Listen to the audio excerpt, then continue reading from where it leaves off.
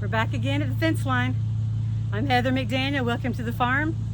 You might hear some noise in the background. My husband's out there mowing. The work never stops. So I wanted to ask you today, how is your distraction dare going? You were trying to get on the website and download the distraction dare and log some of your time that you've been wasting and maybe save some of that for Jesus and talk to him every day and pray. So I want to check in on that and see how you're doing. That'll free you some time up when you learn how to save more time to do some research. Remember that it can't all happen at once. Sometimes it's like going on a diet. Things happen very gradually. So just the most important thing is just start. Just try to start recovering some time either each day or definitely on Saturdays so that you can start getting some larger chunks of time so you can do some studying. Also for prayer. So it's kind of weird talking on camera. I would love it if you guys would put some comments down below the videos, maybe introduce yourselves. Just your first name is fine, maybe what state you're from. We'd love to get the comments going a little bit. We'll eventually be live streaming, so then maybe I can recognize some of your names. Probably won't start live streaming for maybe like another month or so.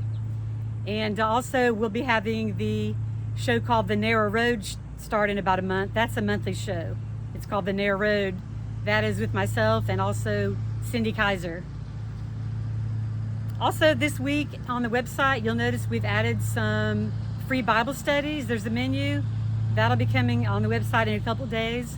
So if you're interested in some free Bible studies to either be mailed to you or there'll be some different links on there for you, you can either watch them live with, I have a few people listed, you can watch live with them. You can watch taped Bible lessons. You can also send off for free Bible lessons. They'll mail them to you. We have all kinds of resources for you. Many people are waking up to the Sabbath. I'm really going to be mentioning that just about every video because that's kind of the starting place. A lot of people start wondering what's going on in their church. And then somehow God sends them the truth about the Sabbath and they just don't know quite how to keep it, or they have some questions about it. And so we're here to help you. You can contact us anytime at the website. So that's just a few of the housekeeping things today. So I had a few people ask, how are they going to find you on your website? And I told them algorithms. And we're going to be talking about that in the next 5-minute fence line. But today I wanted to take a step back and tell you why I chose the name 5 Minutes from the Fence Line anyway. Because there's a lot of lessons you can learn living on a farm, especially about fences. Probably too many for this one episode. Actually, I'll probably do a 20 minutes of truth show on this because it would probably take me 20 minutes to get through the long list of things that I have that you can learn from a fence line. But for starters, I wanted 5 minutes because we all have a little bit rough attention spans, don't we? That's because of television and commercials and the different scenes that you're watching that change every few seconds. Video games, social media, everybody checking their phone. There's all kinds of distractions. So it's really hard to even get someone's attention, believe it or not, just for 5 minutes. So I capped our shows out at 20. Occasionally we might have a show that's about 45 or 50 minutes on the narrow road, but that would be something that is really, a pretty big topic to talk about. But other than that, those are just some of the reasons why I chose the 5 minutes. And also, it's good to be out in nature. It's not good to look at a flat screen your entire life. If you work on a computer or your kids are on the computer a lot, they need to get outside for three-dimensional, so they can have their eyes look at three-dimensional objects. Also, look at God's second book, nature. Look at all the things that you can see outside, in the clouds, in the water, just the land, the trees. So there are many biblical issues that you can't compromise on. That's another reason why I like the fence line. You cannot ride on the fence. There's certain very serious biblical implications for things if you don't follow them. And one of them is the 10 Commandments. There's 10, not 9. And I really implore you to do some research on that. On your own time, on the internet. Ask God to show you the truth. If you pray and you're sincere, God is going to show you the truth. So other things that you can talk about with the fence line are gates. You have to make sure you have your gates shut. You have boundaries. You have boundaries in your life, right? If you open up certain areas of your life, that's going to let Satan come in to do things.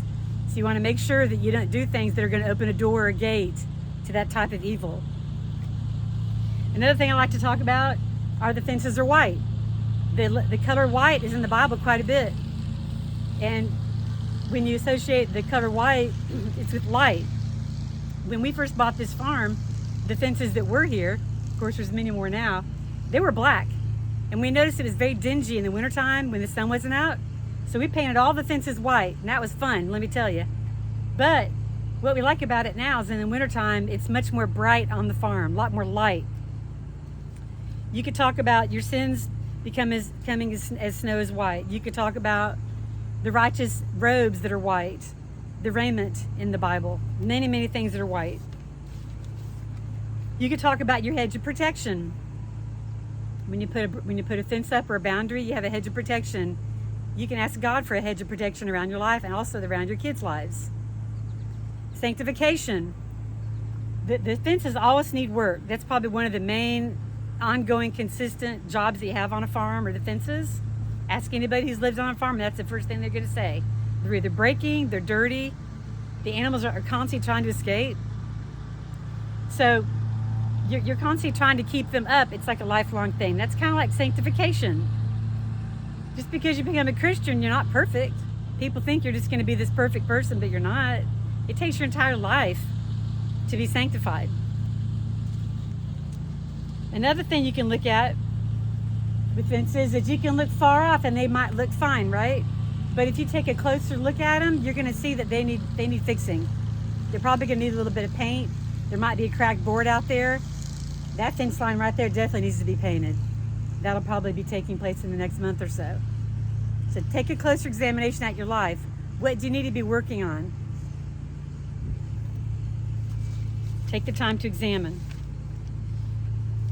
So that's pretty much it for this episode of the Fence Line. There's many, many more examples of how fence can be beneficial with stories for kids or just learning lessons for yourself.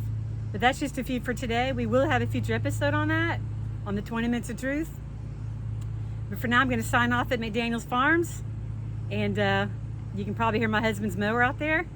So we might give him a chance to stop before we film our next episode. God bless you, and we thank you for supporting our ministry.